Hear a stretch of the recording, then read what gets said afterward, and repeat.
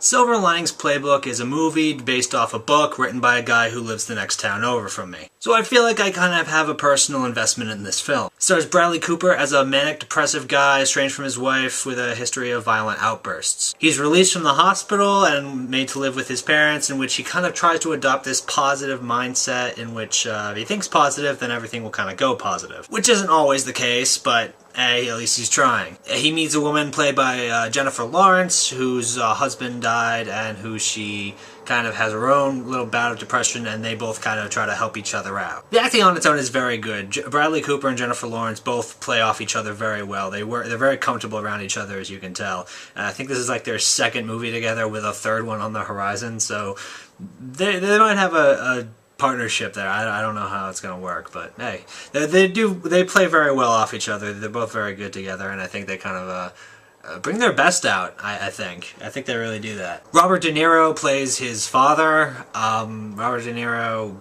always a great actor. Even if in this one he's kind of got his own issues. The whole thing with his family, with Bradley Cooper's family, is that I can see how they could very well attribute to his kind of mental disorder, because the dad's really obsessed with football.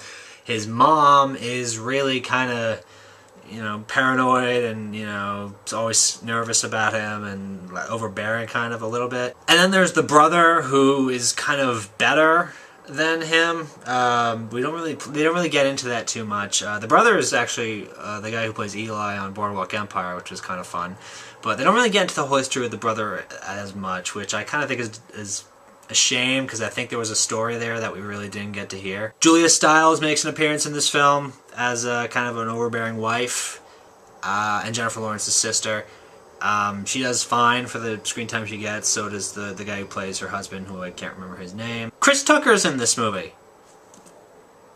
Unexpected. And this is honestly probably the least annoying he's ever been. I know, it's Chris Tucker. It's hard to say that, but it's true. As for the story, it's kind of one of those, guy suffering depression, trying to get his wife back, along the way meets this girl who offers to help him out, and over the course of the film, the more they interact, the more they fall in love with each other, and then by the end, he's kind of over his ex-wife, and he moves on with the girl. It's a storyline you've heard probably 100 times. It doesn't really bring much new to the table, except it probably goes more into the psychological aspects of the two characters more.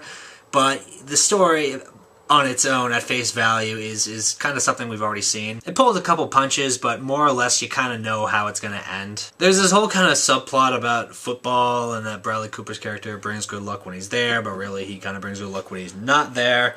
So it kind of defeats the purpose of that. And there's a dance competition that kind of is part of the bet also. The bet being that the team has to win the football game, and Bradley and Jennifer have to have like a 5 in a dance competition. That plot kind of doesn't take place until like the last third of the movie though, so it's not the last quarter of the movie. Dialogue-wise, there's a lot of moments where the dialogue kind of overlaps on each other, like everybody's talking over each other, and it kind of relies on those moments too much. And there are times where it's really good, like times when they're talking over each other, like there's some really dramatic tension there.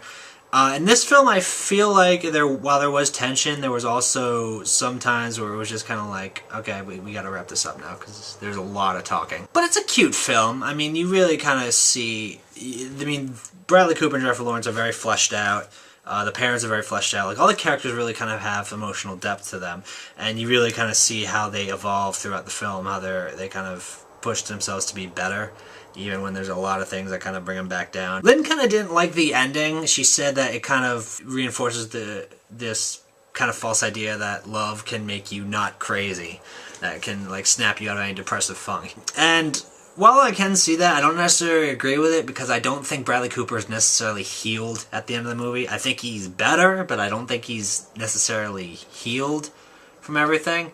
I think he's still got a long way to go. Or maybe that is how it ends, and I'm just kind of thinking, like, okay, maybe not. But it does kind of seem the case that love can kind of make you not depressive, and that's not necessarily true. You can be in a relationship and still be depressed. I think, though, it's more kind of like two depressive characters kind of working with each other and kind of helping each other to feel better. I mean, I think that's more what the point of it is. And I think it worked really well there. Overall, it's a nice film. I mean, it's a film you can watch more than once. It's a film you can, on a Friday night, you're like, what do you want to watch? Hey, let's watch Linings Playbooks. Okay. And then everyone would probably be like, yeah, that's a great film. Let's watch that. I mean, it's nothing spectacular, but it's still a very enjoyable kind of film. A very beautiful kind of film in a weird sense. I mean, it's really something that I think people should definitely see. And I think people will enjoy it, really. I mean, I think it's just one of those films where you can think about it. Like, it's definitely the issues it brings up are definitely stuff you have to think about. But even if you're not too heavily invested in the thought process behind it, the precedent and all that, I think anybody will just really kind of enjoy it. It's not Best Picture worthy, even though it was nominated, but it is one of the better movies of the entire year, even though there were a lot of good films that came out. And I think Jennifer Lawrence did deserve Best Actress for that, because she was phenomenal in it. So the movie gets an A-. I think that's treating it fairly, A-. And yeah, next up, probably be Argo. So yeah, enjoy that. Peace out. If you enjoyed this video, give it a like, a favorite, subscribe to the channel, post it on Facebook, Twitter, Tumblr, Google+, Reddit, something awful, spray paint on buildings, make a flag of it, get it tattooed in your forearm, get it branded into your forehead. This is SickSlickProductions saying keep the spirit of the movies alive.